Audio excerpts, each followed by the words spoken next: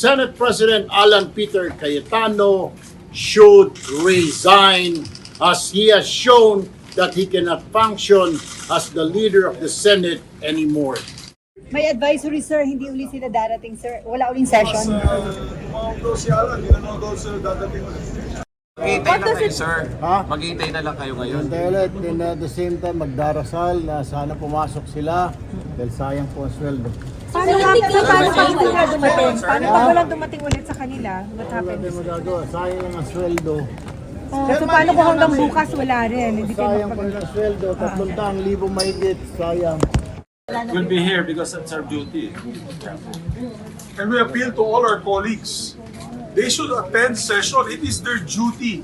Binabayaran tayo ng taong bayan para magtrabaho, para mag-legislate. Hindi para mag-absent lamang at magbulakbol.